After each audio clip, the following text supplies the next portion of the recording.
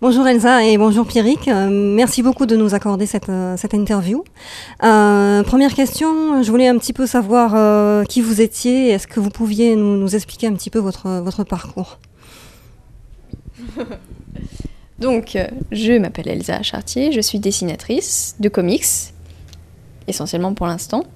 Voilà, nous avons sorti notre premier livre en novembre dernier, qui s'appelle Aeternum Valley. Et on a travaillé récemment sur un épisode du Garde républicain, tous les deux, encore. Voilà. Bon, je te laisse te présenter. Donc je suis Pierrick, je suis scénariste de comics également. Pareil, Aeternum Valley en novembre, le Garde républicain, et puis la suite avec Elsa aussi, parce qu'on est en équipe et qu'on va continuer comme ça du coup. Voilà. Peut-être préciser, on a un parcours un petit peu différent. À la base, on s'est mis aux comics récemment, on travaille dans le cinéma, tous les deux. Il était réalisateur et j'étais comédienne. Donc voilà, ce qui explique qu'en fait, on arrive aux comics assez relativement tardivement par rapport à la plupart des gens. On a commencé à travailler ensemble il y a 2 ans à peu près. C'est assez récent pour nous, quoi. Voilà. Et donc toi, Elsa, donc tu es donc une artiste de comics, c'est ce qui est une artiste féminine en l'occurrence, c'est ce qui est assez rare, surtout dans l'Hexagone. On a notre exemple qui est d'ailleurs présent ici sur le TGS, c'est Stéphanie Hans. D'où vient cet intérêt pour les comics? Est-ce que tu te souviens par exemple du premier comics que tu as eu entre les mains? Le premier comics, je sais pas, est-ce que tu te souviens de ce que c'était? C'était The Killing Joke. Ah oui, probablement.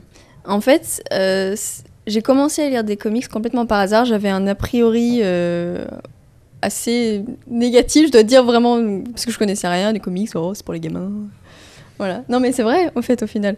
Ce qui prouve que des fois, on a des idées complètement fausses. Et j'étais à un moment où, justement, le travail dans le cinéma me correspondait plus vraiment et je savais pas trop quoi faire de ma vie. Et Pierrick m'a incité à regarder des comics. Et il m'a dit, tiens, The Killing Joke, lis, c'est pas mal. Et la grosse claque, quoi, c'était absolument pas ce à quoi je m'attendais. J'ai été impressionnée de ce qui était possible de faire en termes d'histoire, de scénario, mais aussi d'expression visuelle. Et voilà, quoi, je suis tombée amoureuse des comics à ce moment-là. En gros. Et puis, après, petit à petit, en fait, tout simplement, ce qui s'est passé, l'histoire complète, c'est que Pierrick avait contacté Charlie Adler pour lui demander des conseils comme ça. Et il se trouve que Charlie a répondu à son mail. Il lui a dit je suis dans 2 semaines, je vais être en France. Si tu veux, présente-moi un projet. Et à ce moment-là, Pierrick n'avait rien, pas de dessinateur, pas de projet, rien du tout. Et il m'a dit, est-ce que tu veux tenter, essayer de dessiner, voir si on peut présenter un petit truc vite fait. J'avais jamais dessiné de ma vie. Donc j'ai dit, on n'a rien à perdre, on tente un truc. Et on a monté un petit dossier, 5 pages, cover, petit dossier, etc., qui était catastrophique, j'imagine, avec le recul maintenant. Et on lui a présenté, et il a passé une demi-heure avec nous à nous expliquer comment il faudrait faire, quoi changer, etc. Et en fait, mine de rien, ce petit rendez-vous nous a lancé complètement. Ça nous a donné le feu, quoi. Vraiment, et on s'est lancé, on s'est dit, on lâche le cinéma, et on se lance là-dedans pour de bon. Et voilà, depuis, on ne s'est plus arrêté. Voilà. Et vous continuez à correspondre avec lui, ou vous avez toujours des retours de sa part, ou même peut-être de la part d'autres artistes? Est-ce que vous avez contacté d'autres artistes pour demander conseil, par exemple, sur vos travaux? Ouais, vas-y, tiens. Oui, mais du coup, depuis qu'on a rencontré Charlie ce jour-là, c'est devenu vraiment notre parrain.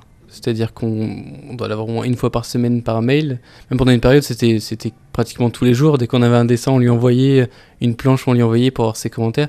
C'est ce qui fait qu'Elsa a réussi à apprendre à dessiner en même pas 3 ans. C'est qu'en fait, on avait son retour en permanence. Tous les petits détails, il avait toujours l'œil, il savait exactement. Même avant qu'Elsa trouve son style, lui avait déjà compris ce qui lui correspondait. La première fois qu'elle a fait du cartoon, il lui a dit c'est ça qui te va, quoi. Et pourtant, Elsa, elle est repartie sur quelque chose de réaliste. Elle l'a pas suivi tout de suite. J'avais pas confiance. Et en fait, il avait raison. Il l'avait vu dès le début que c'était ce qu'il lui fallait. Donc oui, c'est vrai que Charlie, depuis le début, il nous encourage tout le temps, il nous aide tout le temps. Il nous a donné ses contacts chez Image dès qu'on avait besoin. C'est vraiment... Ah oui, Ouais, c'est vraiment... Il a écrit la préface d'Aeternum. Oui, c'est vrai qu'il a écrit la préface de notre première BD. ça, c'était aussi quelque chose d'énorme pour nous. Donc voilà. En termes d'autres dessinateurs, c'est vrai que je corresponds pas mal avec des dessinateurs de partout dans le monde parce que je trouve que c'est intéressant d'avoir des retours, pas seulement de scénaristes, parce qu'ils ont leur point de vue de scénariste, c'est une chose, mais d'avoir des points de vue de dessinateurs, ils ont l'œil parce qu'ils savent si une perspective est pas bonne à un endroit ou si telle ou telle chose. Des fois, c'est même une question de sensibilité. Ça te correspond plus, voilà. Donc, je corresponds avec pas mal de dessinateurs. Ouais. Pour ça, Internet, c'est quand même assez fantastique. Et la plupart du temps, ils sont quand même très ouverts et assez envieux. Enfin, ils ont envie de donner des conseils, d'aider, même juste de discuter, de partager comme ça leur amour du comics en général. Et alors justement, quels sont les artistes qui t'inspirent personnellement, dès que je regarde les dernières illustrations que tu as partagées sur Facebook, c'est vrai que tu partages énormément sur les réseaux sociaux, sur Facebook notamment. Dernièrement, c'est vraiment Darwin Cook qui m'a sauté aux yeux par rapport aux dernières illustrations que tu as pu faire, que tu as pu partager. Et est-ce que tu as d'autres artistes qui t'influencent, qui t'inspirent? Ouais. C'est vrai que Darwin Cook, clairement, plus dans sa manière de raconter les histoires, le style, évidemment, mais son storytelling est l'un des plus efficaces que j'ai vu. C'est extrêmement clair, ces images sont très très bien construites. Donc oui, Darwin Cook, Bruce Timm aussi, clairement, voilà. Mais c'est ça, en fait, j'ai essayé de faire du réaliste au début quand j'ai commencé, et après je me suis aperçue que ce que j'aimais, c'était des artistes issus de l'animation, en fait, qui avaient un style, entre guillemets, simple. Voilà, c'est-à-dire qu'ils vont vraiment à l'essentiel. Après, je sais pas, j'ai toujours du mal à donner, parce que Tim Sale, mais voilà, pareil, pour la même chose, et pour Frank Miller aussi, d'avant. tous ces visages féminins, j'aime bien les lignes claires en fait. Voilà. Donc Frank Miller, même si c'est complexe, il y a plein de petits traits, la ligne reste toujours très claire. Bon, ça me plaît beaucoup. Après, j'aime aussi, par exemple, récemment, Marco Rudy. Je trouve que ce qu'il fait sur Spider-Man, c'est incroyable. Il t'inspire beaucoup parce que justement, il est toujours à la recherche de quelque chose de nouveau, et même dans la même BD, à chaque page différente, il va toujours tenter des choses, quoi. Il va pas se contenter de ce qu'il sait faire, il va toujours tenter des nouvelles choses. Et c'est vrai que c'est ça qui t'inspire le plus, je pense, chez lui. Ouais, c'est ça, c'est qu'à chaque page, il encre avec du thé. Non mais c'est terrible, il trouve n'importe quoi, il se dit j'ai besoin de faire ça, il va prendre un truc, n'importe quoi, une patate, ou tout ce qu'il peut trouver pour donner l'effet, il y va avec les doigts, c'est un vrai artiste. Voilà. Je pense qu'il y a des tonnes d'artistes qui m'inspirent. Mahmoud Asrar qui est là, qui est assez hallucinant. Des fois, c'est un peu angoissant, tous ces artistes qui sont excellents, je trouve. On sent un vraiment petit côté de talent comme ça, quoi. Voilà. Il y a autant d'inspiration, je suppose. J'ai pas compris. Il y a autant d'inspiration, je suppose, par rapport à tous ces artistes. Oui, c'est ça. C'est-à-dire que c'est vrai que ça permet d'enrichir, en fait. Tout ça, de voir, tiens, lui, il a une manière de faire le truc, j'aurais pas du tout fait ça comme ça, pourquoi est-ce qu'il fait ça comme ça, et de pas forcément le retranscrire dans son propre dessin, mais juste de voir comment les autres peuvent interpréter la même chose. Ça permet d'ouvrir son esprit et surtout de jamais rester renfermé dans son propre dessin, de s'auto-caricaturer, de faire toujours la même chose. Ça me terrifie un peu. J'essaye toujours de voir d'autres choses pour éviter d'être enfermé dans le même cercle tout le temps. Voilà. Venons-en un petit peu au projet que vous êtes sur le point de mettre en place via la plateforme de financement Ulule. De quoi est-ce qu'il s'agit ? Tu veux expliquer ? Voilà, la tâche la plus dure m'incombe. Bon, tout simplement, en fait, quand on a décidé de faire notre sketchbook qu'on a sorti là pour le TGS, on l'a fait de A à Z. Pierrick a fait la maquette, les photos, etc. Et on l'a fait imprimer nous-mêmes. Et c'était une expérience assez intéressante. On s'est rendu compte qu'en fait, on pouvait faire ça vraiment seul. Évidemment, un éditeur a ses avantages. Mais on avait une histoire en tête qu'on voulait raconter depuis plusieurs années. Et en fait, tout a coïncidé. On s'est dit, et si on racontait cette histoire-là, qu'on a vraiment besoin de raconter à notre façon, sans éditeurs qui disent plutôt ci, plutôt ça, voilà. Donc on s'est dit, on va la faire, et on va la faire sur Ulule. Voilà. Tu veux rajouter quelque chose ? Oui, c'est vrai que c'est une histoire qu'on traîne depuis pratiquement depuis le début en fait. Depuis qu'on a fait une première version au tout début d'Aeternum Valley. Entre 2 chapitres, on avait cette idée-là, on a fait 5 pages pour pouvoir les montrer. Et c'est à ce moment-là justement qu'elle a fait son style cartoon et que Charlie Adler a dit que c'était le truc à faire. D'ailleurs, c'est son travail préféré, je crois que tu l'as montré. Et on l'avait envoyé à quelques éditeurs. Et c'est vrai qu'ils ont aimé l'histoire, ils ont aimé les dessins, mais ils trouvaient ça trop long. C'est-à-dire, surtout que le format comics en France, on disait non, pas cette taille-là, puis il faut pas faire comme ça et tout. Bon, on a laissé un peu tomber, mais c'est vraiment la première fois qu'on a créé des personnages et une histoire où ça nous a fait du mal en fait de les laisser tomber, tu vois, de pas aller jusqu'au bout de ce qu'on avait à dire.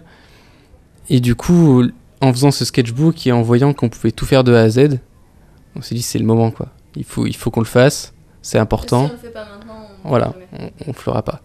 Donc on a retravaillé l'histoire, on a retravaillé les personnages pour que ça tienne en 2 tomes. Et on va se lancer quoi, on va le faire parce que ça nous tient à cœur. Voilà, c'est important. Et donc, est-ce que vous pouvez déjà parler du sujet de cette bande dessinée ou quand même voilà, dans les grandes lignes, oui. En gros, pour ce qui est du style, c'est une épopée de science-fiction. Je crois que c'est un peu comme ça qu'on peut le résumer.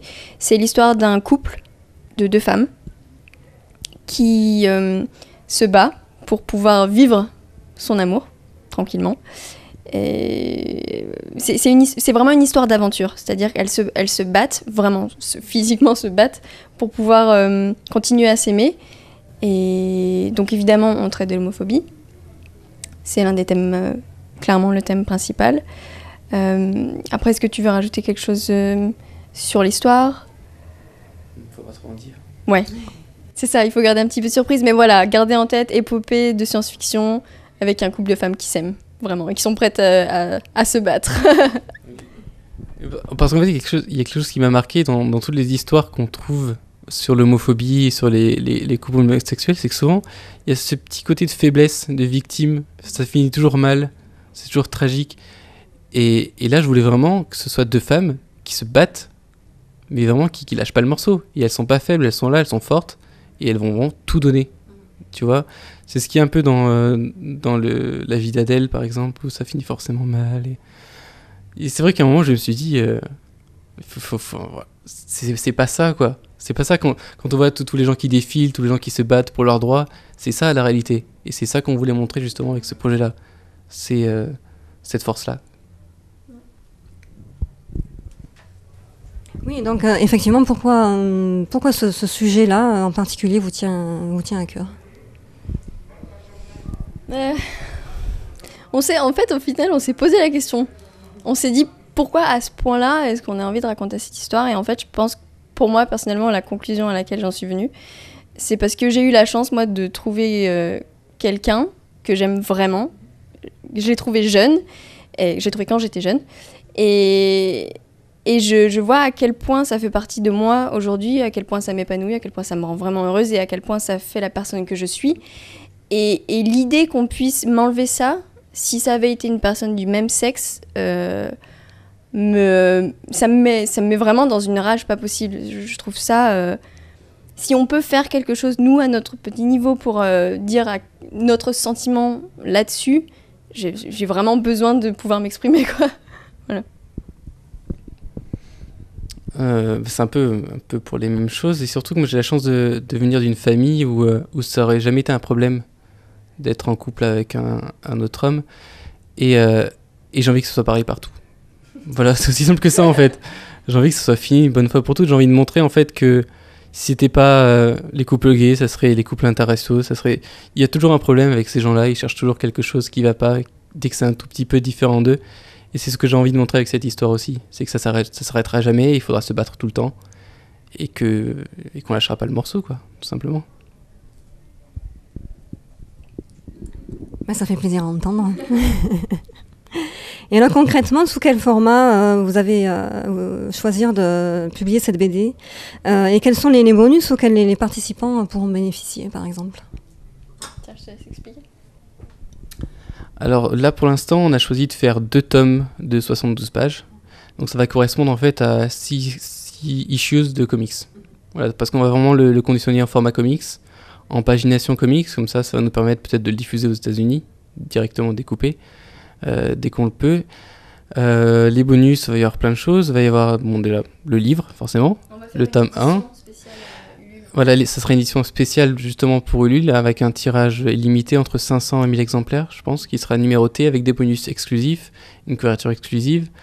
Il y aura sûrement des sketchbooks, des tirages. Tout exclusif. Voilà, vraiment numérotés, qui ne seront jamais réédités. On a plein d'idées. Je pense que le dernier palier, qui sera un peu le plus cher, ça sera une version du livre avec une blank cover, où Elsa dessinera la cover en entier directement dessus pour la personne qui le veut. Bon, on pourra avoir des planches originales aussi, la couverture originale. Voilà. On a mis plein d'idées. On a plein de petites idées sympas, de choses autres que t-shirts, magnets à frigo et autres choses qui sont...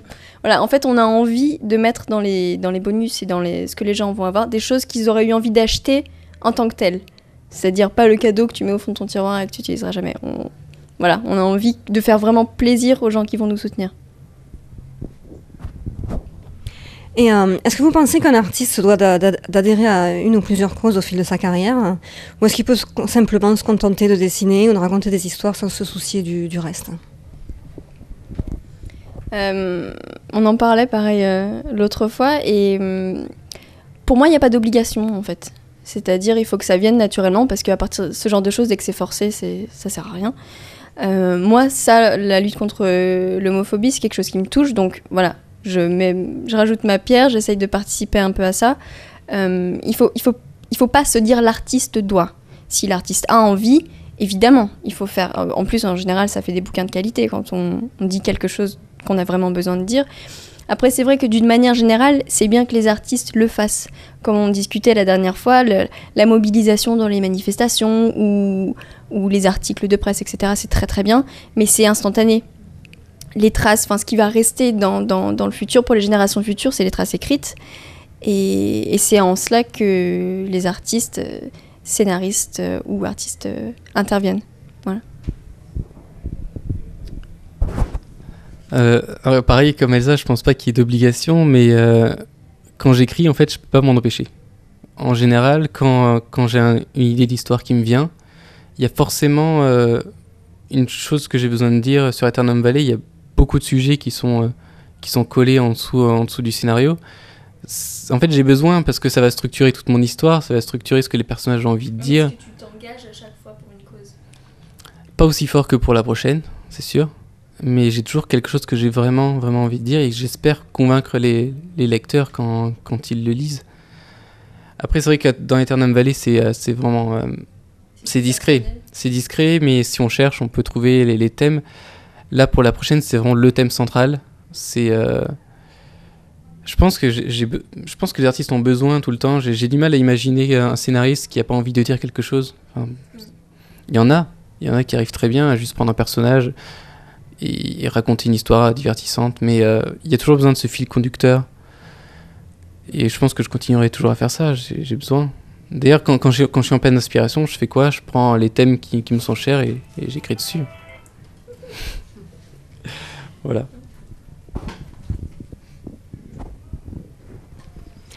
Alors Elsa, est-ce que tu es sensible à la place et au statut des femmes dans l'industrie des comics ? Et quels sont les artistes et les scénaristes féminines dont la carrière t'ont le plus marqué jusqu'à maintenant ?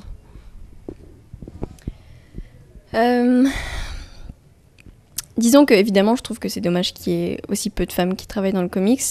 Ce que je trouve encore plus dommage, c'est qu'on puisse décourager des jeunes filles qui sont intéressées par le dessin ou par le scénario, qu'on les décourage de faire ça parce que c'est pas un métier pour les filles. Ça peut être très, très inconscient, les parents qui réorientent. En général, c'est pas fait pour faire du mal, c'est juste un peu ancré dans les mentalités, c'est ça qui est dommage.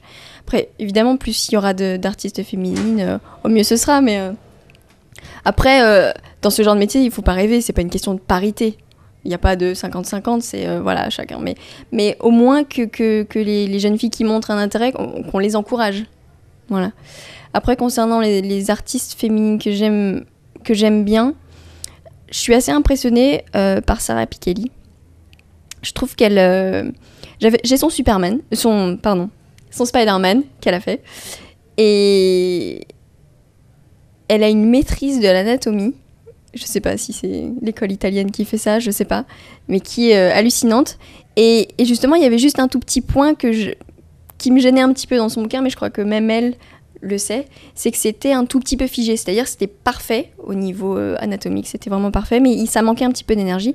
Et récemment, elle a posté des sketchs qu'elle fait sur Facebook. Je sais pas si tu as eu l'occasion de voir ça. C'est des trucs qu'elle doit faire comme ça sur un coin de table. Et c'est plein de vie, c'est à un niveau au-dessus. Vraiment, je sais pas, j'ai l'impression qu'elle est en train de encore plus d'exploser, d'évoluer, d'aller vers quelque chose de plus personnel. Et je la trouve hallucinante. Elle est incroyable. Et concernant les scénaristes féminines, est-ce que tu as des auteurs que tu aimes particulièrement ? Justement, ça me fait me dire qu'il y a trop peu de scénaristes féminines parce que j'apprécie beaucoup Kelly Simon. Ce qu'elle fait, j'ai peu lu son travail, honnêtement, mais je trouve que j'aime beaucoup la manière dont elle gère sa carrière. Elle a une force. Elle déplace des montagnes. Elle dit si on faisait un livre avec que des filles, hop, et elle fait ça, des anthologies, des trucs. T'as l'impression qu'elle est toujours en train de, en plus d'écrire ses comics, de vraiment bouger le monde du comics. Et ça, j'apprécie ça énormément chez elle. Tu communiques énormément via les réseaux sociaux et en montrant tes commissions et tes différents sketchbooks. Est-ce que c'est un moyen pour toi d'avoir un lien particulier avec tes fans, enfin les amateurs de tes comics, et de tester un petit peu sur eux via leurs réactions tes recherches de style? Oui, vraiment, parce qu'en fait, comme je disais tout à l'heure, on vient du cinéma, qui est un milieu vraiment très très égocentrique, égoïste, où il n'y a aucune communauté. C'est vraiment chacun pour soi et voilà, c'est vraiment l'esprit. Et quand on est arrivé dans le comics, on s'est rendu compte que les gens déjà nous accueillaient à bras ouverts et qu'il y a une espèce de, je sais pas, une bonne humeur générale. On en discutait encore ce midi. Il y a une vraie communauté et j'aime bien entretenir cette idée. Ça me fait plaisir de savoir qu'on a des gens qui sont là avec nous, on discute avec eux, on prend leurs considérations, enfin leurs conseils et leurs envies en considération. Donc évidemment, on partage avec eux, on sait que ça leur fait plaisir en plus.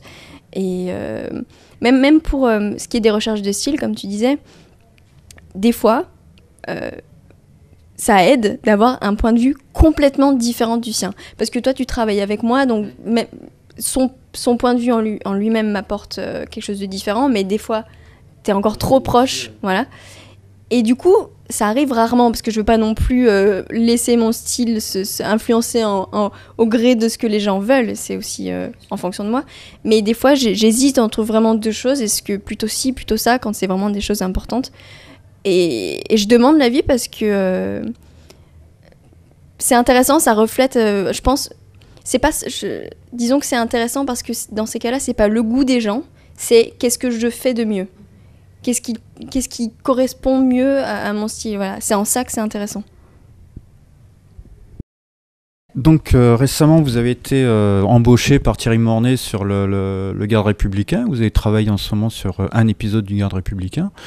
Avez-vous en fait plus déjà comment ça s'est passé la rencontre, comment vous êtes rentré dans ce projet-là, et avez-vous de la liberté sur l'histoire qui est mise en place, ou alors avez-vous des directives bien précises de Thierry? Alors la rencontre avec Thierry, en fait, c'était bien avant Charlie Adler, en fait. J'ai commencé à le contacter par mail quand j'ai commencé à vouloir écrire des comics pour savoir si c'était possible en France de faire vraiment du format comics, c'est en fascicule, et du coup il m'a beaucoup aiguillé, conseillé, et pareil, lui par mail on échangeait, et on l'a rencontré en vrai quand on a rencontré Charlie Adler, donc au Mans.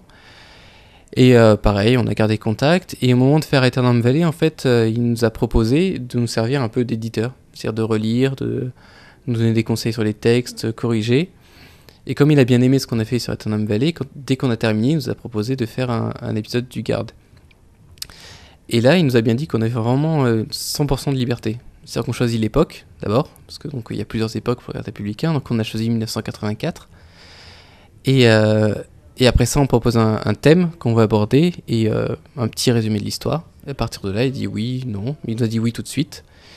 Et on a attaqué. Donc on a fait le numéro en entier. Il a relu, il nous a donné ses conseils. Et tout allait en fait. On a choisi vraiment à 100% ce qu'on voulait faire avec un costume complètement différent, avec une ambiance complètement différente. Je pense que ce qu'il cherche, c'est vraiment d'avoir des nouveaux points de vue sur son personnage. Il n'a pas envie qu'on lui resserre toujours la même chose. Et du coup, c'était vraiment... ça a aussi participé au fait de nous donner envie de faire notre BD nous-mêmes. C'est qu'avec Thierry, ça se passe tellement bien et ça se fait de manière tellement fluide que du coup, on s'est dit... Parce que lui aussi, il a un format un peu indépendant comme ça. Voilà, il fait... Je pense que c'est l'une des grandes il a beaucoup de qualités, Thierry Mandé, c'est vraiment quelqu'un de très bien. Mais l'une de ses grandes qualités, c'est qu'il sait travailler avec des personnalités différentes. C'est-à-dire, il sait pour tel artiste, il faut le laisser complètement tranquille et juste voir le résultat fini. Pour d'autres, il faut aiguiller, etc. Il s'adapte. Comme disait Pierrick, ce qu'il veut, c'est voir des talents, voir quelles vont être les interprétations du personnage qu'il a créé. Donc, il est très facile. Pour travailler avec lui, c'est génial, vraiment. Je dirais même plus que facile, en fait, on apprend beaucoup de choses de lui. Genre beaucoup de choses. Moi, c'est la première fois que j'avais des corrections sur mes textes, sur des petits détails pour la compréhension, pour la fluidité. Certaines choses, une scène marche pas, il va me faire rajouter quelques mots et tout va s'enchaîner, un bruitage. Et c'est vrai qu'avoir Thierry... Voilà, il connaît tellement bien son métier que c'est une chance incroyable de travailler avec lui. Et je sais que pour la prochaine BD, il va aussi beaucoup nous aider pour qu'on garde un niveau de qualité professionnelle. Merci à vous deux, merci beaucoup.